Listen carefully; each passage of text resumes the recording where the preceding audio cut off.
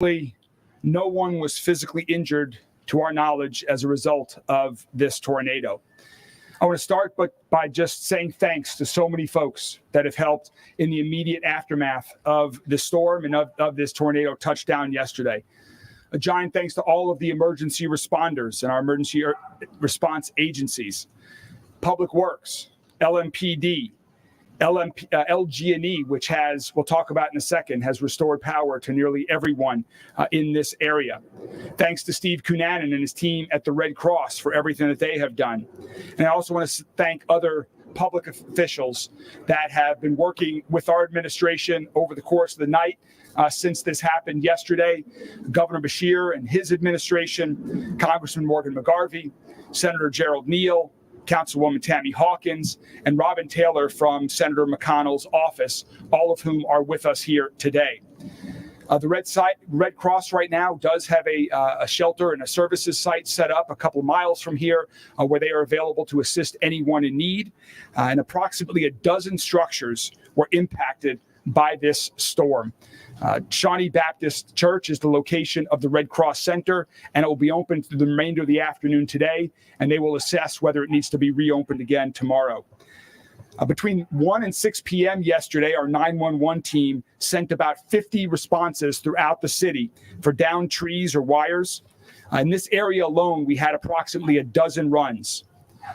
Right now, our Public Works team is coordinating efforts to get rid of the debris that we can that's in public ways.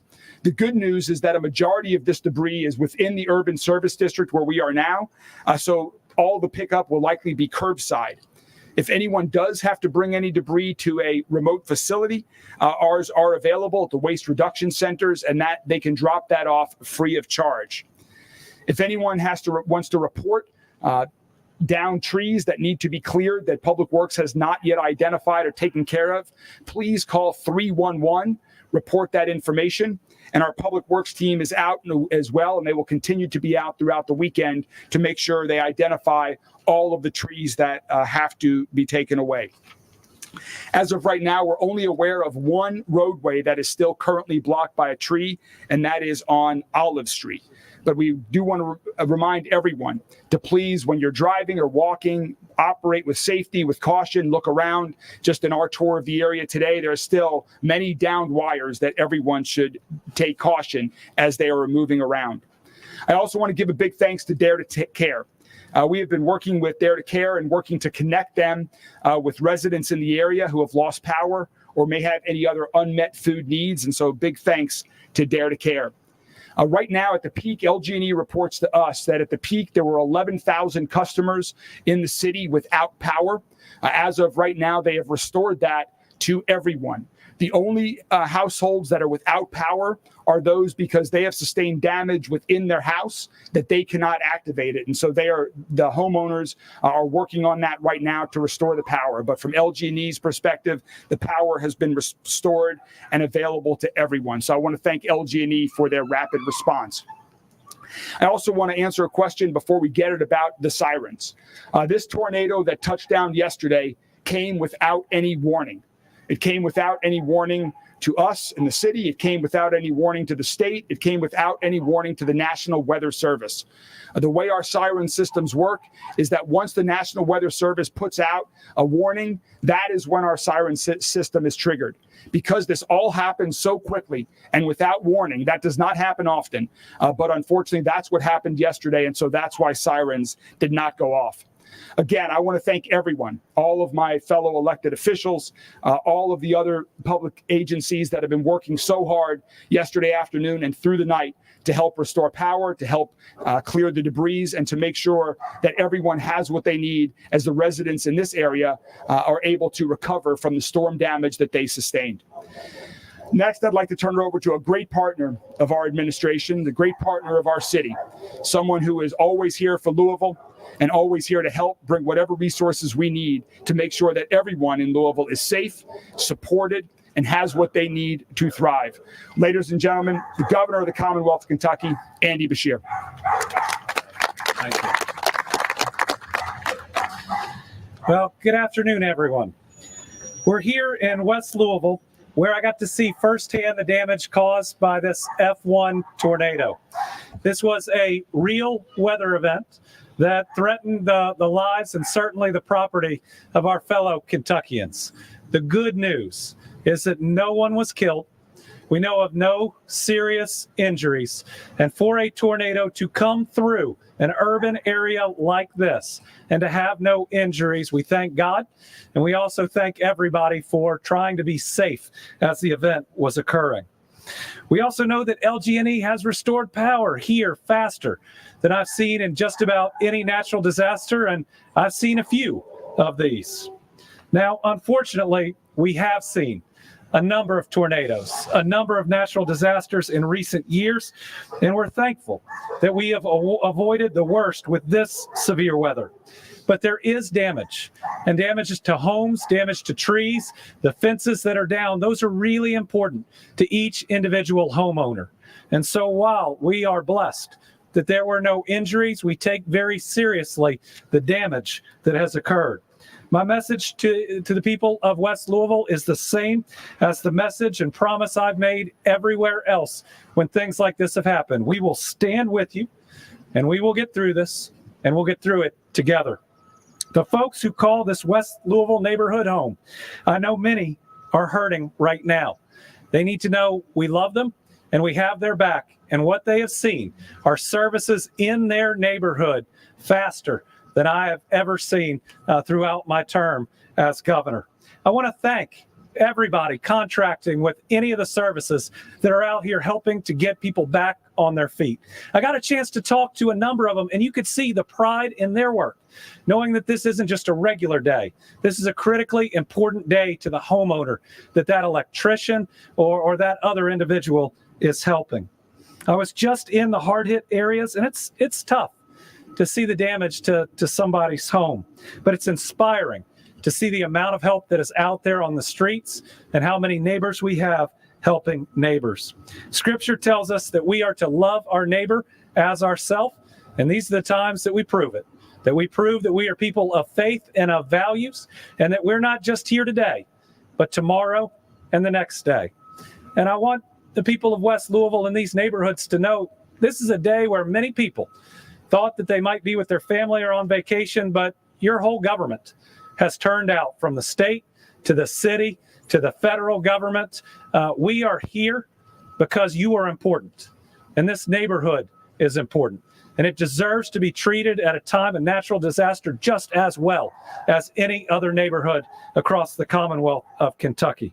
So to everyone doing the incredible cleanup work, thank you. You are truly remarkable, and I am really proud of this city, its services, its emergency management department on how it has responded.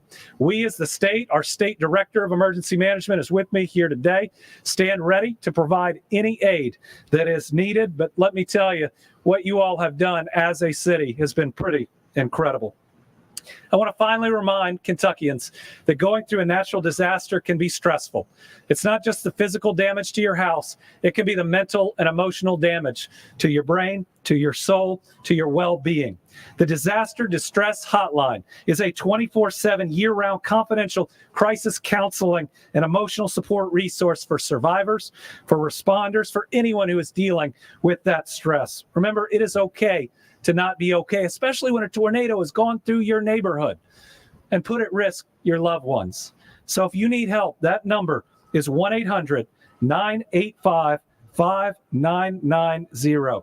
The Kentucky Community Crisis Response Team, staffed by amazing first responders and behavioral health providers, is available to also support our first responders. That number is 888-522-7228. We're always reminded at times like this that life is short. This could have taken a lot of lives, hitting a part of our most populated city. We're thankful that it's not, but it reminds us again that life is short. Our job is to do good things and to be kind to each other. And I think all the resources that we're seeing here hopefully show the people of these neighborhoods of West Louisville that we stand with them and we're not going anywhere. I'll now introduce our Congressman, Morgan McGarvey. Thank you, Governor. I echo the comments by our governor and our mayor. If we were standing here yesterday morning, we would be in the shadow of that big tree over there. This was a tornado that ripped through a densely populated urban residential area quickly with no warning. We are so lucky that no lives were lost. But you have to thank our great mayor and his incredible team for immediately jumping on top of this.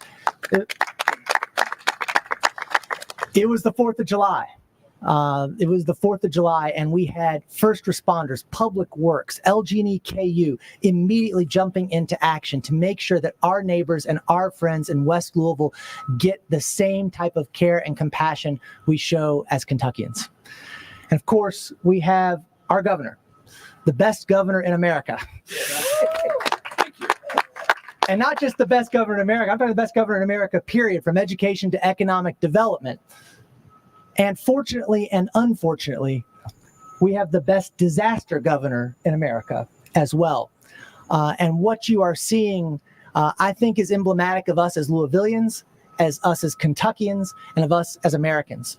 And that is your local, your state, your federal leaders working together to make sure we are taking care of our neighbors. So I am so fortunate to partner with everyone here, from Senator Neal to Councilwoman Hawkins to Robin Taylor and Mitch McConnell's office.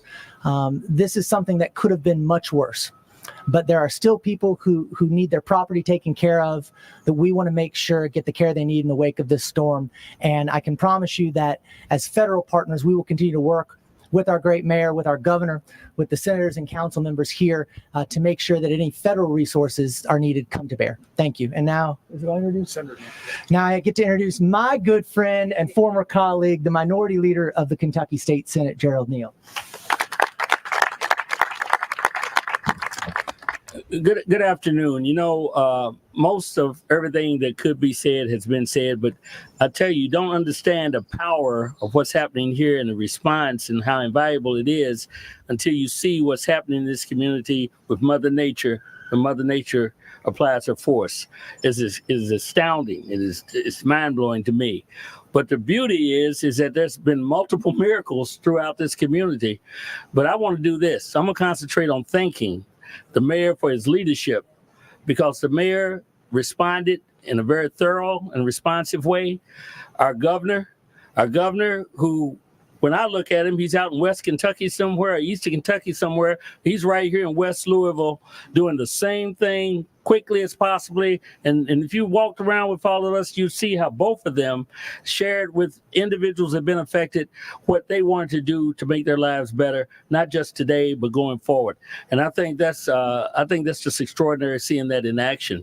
And then to be here also with Councilman Hawkins, who I run into all the time, everywhere, always on the job, doing her thing. And I will say Representative Keturah Herron couldn't be here. She's out of state, but I'm speaking for her as I say this as well. So again, I want to thank these elected officials. I want to thank the first responders that came out to help folks, and those who are going to clean up the mess and make things better for people in their lives. So God bless all of you, and God bless those who are continuing to uplift people in this community. Now I'd like to introduce Metro Councilman Hawkins. Good afternoon, everyone. I'm going to say that you're only as good as your team.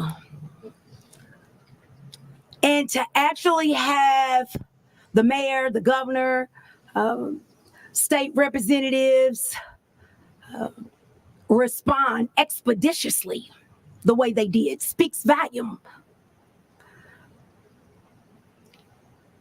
And I've been out running around in Parkland since yesterday on the holiday.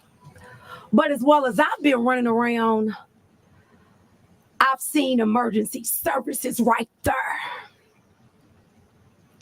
That is what community and what a city coming together and what public officials coming together from a state, federal, local should look like. I want to thank everyone. I want to thank LMPD.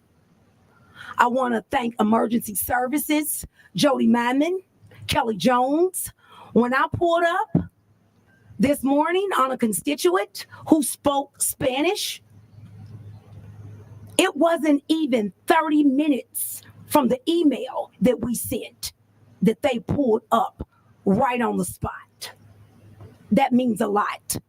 Means a lot to me. I'm very passionate about not only just my district, but this city, and to be able to work with the people that stands behind me and to see that they support myself and the district that I represent, that means a lot, and it speaks volume.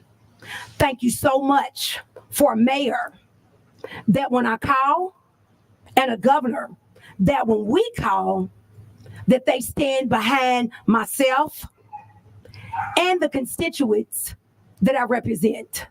That means a lot. I want to thank you all. Very well. I want to thank the emergency services for me seeing them work with a smile. Us working together effortlessly means a lot to me. Thank you so much. Thank you so much, Councilwoman Hawkins. Before we get to questions, two quick things. First, I just want to echo what Councilwoman Hawkins just said. I know I speak for all of my fellow elected officials that are here with us today, that this is truly the result of teamwork.